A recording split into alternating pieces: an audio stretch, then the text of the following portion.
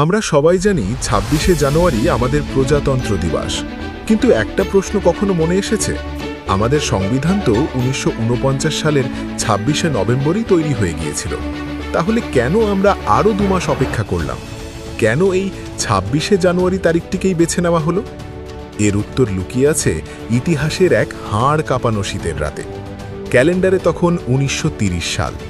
লাহোরের রাভি নদীর তীরে মাঝরাতে হাজার হাজার মানুষ জমা হয়েছে। তাদের চোখে তখন একটাই স্বপ্ন, ব্রিটিশদের হাত থেকে মুক্তি নয়, চাই পূর্ণ স্বাধীনতা। সেই রাতেই জওহরলাল নেহরুর নেতৃত্বে কংগ্রেস ঘোষণা করে পূর্ণ স্বরাজ। আর সিদ্ধান্ত নেওয়া হয় এখন থেকে ২৬শে জানুয়ারি দিনটিই হবে ভারতের স্বাধীনতা দিবস বা ইন্ডিপেন্ডেন্স ডে। দীর্ঘ ১৭ বছর ধরে স্বাধীনতা সংগ্রামীরা এই দিনটিকেই স্বাধীনতার দিন হিসেবে পালন করতেন। কিন্তু ১৯৪৭ সালে আমরা স্বাধীনতা পেলাম ১৫ই আগস্ট। ফলে ২৬শে জানুয়ারির সেই ঐতিহাসিক গুরুত্বটা যেন হারিয়ে যেতে বসল।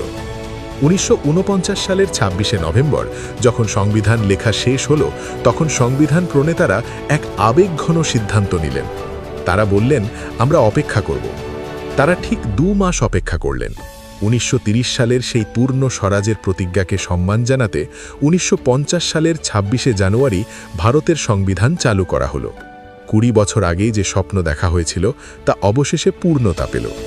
তাই ২৬শে জানুয়ারি শুধু একটি ছুটির দিন বা প্যারেড দেখার দিন নয়, এটি একটি কথা রাখার দিন, একটি স্বপ্ন সত্যি হওয়ার দিন। শুভ প্রজাতন্ত্র দিবস। তো ভিডিওটি ভালো লাগলে লাইক করুন এবং বন্ধুদের সাথে শেয়ার করুন।